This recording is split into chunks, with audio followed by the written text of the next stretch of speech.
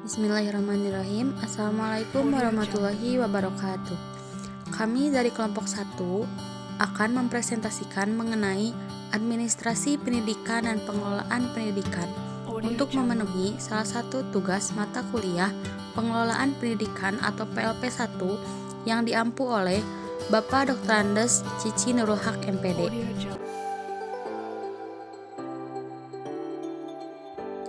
Kami dari kelompok 1 yang beranggotakan Silva Hasna Hanifa dengan NIM 205140006, Cindy Sri Sugihartati dengan NIM 205160016, dan saya sendiri Wanda Robatul Zahra dengan NIM 2051621. Untuk pembahasan yang pertama yaitu tentang konsep administrasi pendidikan dan pengelolaan pendidikan.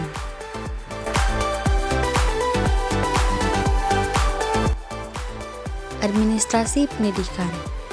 Administrasi pendidikan adalah penerapan ilmu administrasi dalam dunia pendidikan atau dalam pembinaan, pengembangan, dan pengendalian usaha praktek-praktek pendidikan.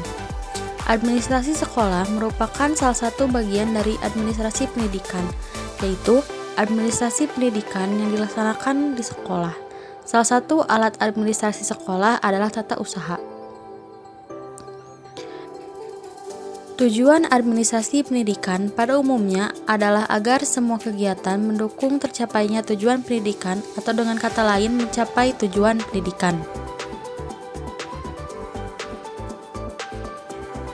Pengelolaan pendidikan. Kata pengelolaan berasal dari kata manajemen. Sedangkan istilah manajemen sama artinya dengan administrasi. Oleh sebab itu, pengelolaan pendidikan dapat diartikan sebagai upaya untuk menerapkan kaidah-kaidah administrasi dalam bidang pendidikan. Sementara itu, Siagian pada tahun 1983 mendefinisikan pengertian administrasi adalah sebagai keseluruhan proses kerjasama antara dua orang manusia atau lebih yang didasarkan atas rasionalitas tertentu untuk mencapai tujuan yang telah ditentukan sebelumnya.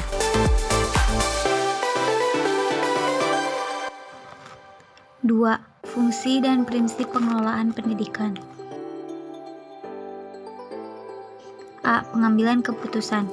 Pembuatan keputusan merupakan salah satu fungsi administrasi yang mesti dilakukan oleh para administrator yang akan membawa dampak terhadap seluruh organisasi, perilakunya, dan hasil-hasil dari putusan itu. Sebab proses pembuatan putusan merupakan suatu usaha untuk mencapai tujuan-tujuan dari unit yang menjadi tanggung jawabnya.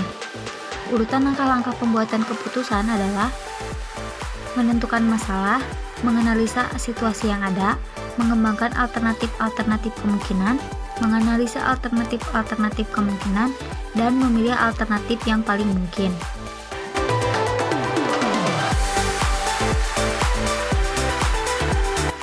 B. Perencanaan.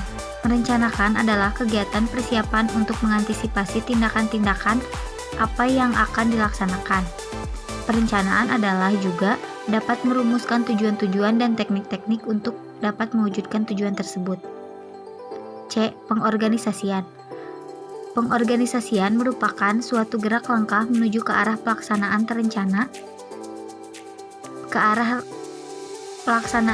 rencana yang telah disusun sebelumnya.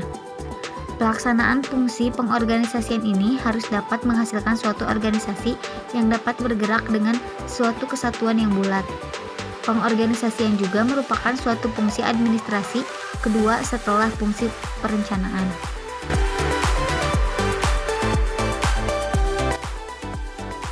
D. Komunikasi.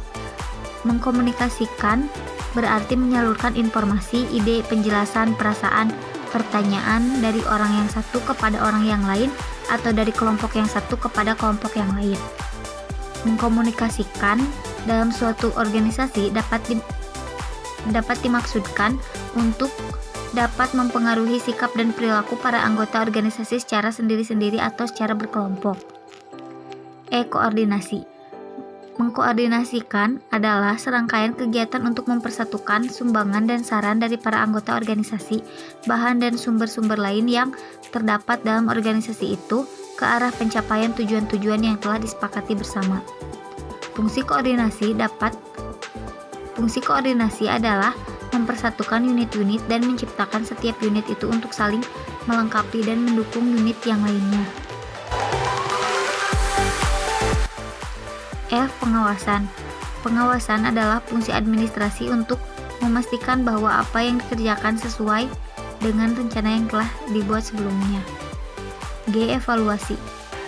Penilaian sebagai seperangkat kegiatan yang dapat membentuk baik tidaknya program-program atau kegiatan-kegiatan organisasi yang sedang dijalankan untuk mencapai tujuan-tujuan yang telah ditentukan. Dengan menerapkan proses penilaian terhadap suatu program atau kegiatan yang sedang dijalankan organisasi, kekuatan dan kelemahan dari program atau kegiatan tersebut dapat diketahui untuk dapat terus dipertahankan kekuatannya, dan sedikit demi sedikit dikurangi untuk dihilangkan kelemahannya dalam menjalankan program atau kegiatan organisasi berikutnya.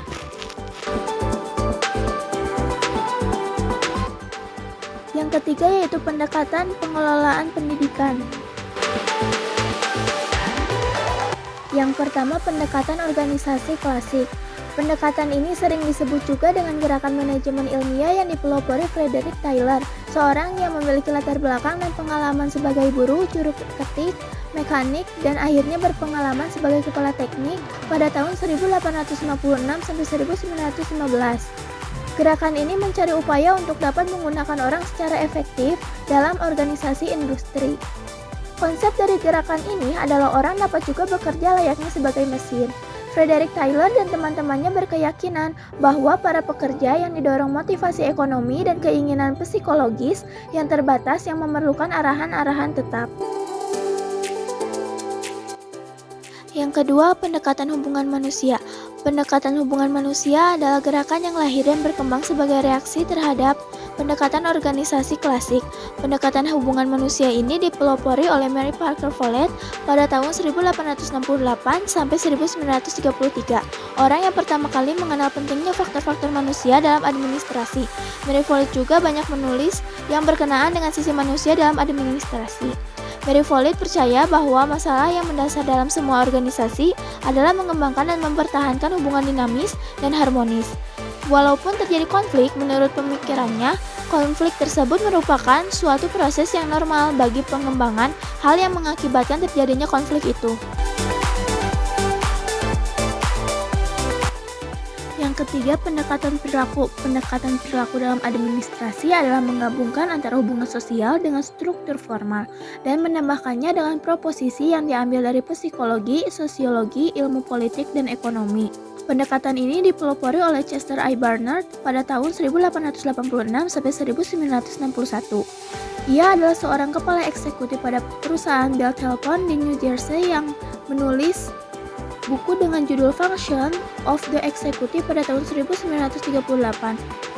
Dalam buku ini, ia mengulas secara lengkap teori perilaku yang kooperatif dalam organisasi formal dan menyimpulkan bahwa kontribusi kerjanya berkenaan dengan konsep struktur dan dinamis. Konsep-konsep struktur yang dianggap penting adalah individu, sistem kerjasama organisasi formal yang kompleks, dan juga organisasi informal. Konsep-konsep dinamis yang penting menurut Barnard adalah kerelaan, kerjasama, komunikasi, otoritas, proses keputusan, dan keseimbangan dinamik. Sekian presentasi dari kami. Mohon maaf apabila ada kesalahan. Wabillahi taufiq wal hidayah. Wassalamualaikum warahmatullahi wabarakatuh.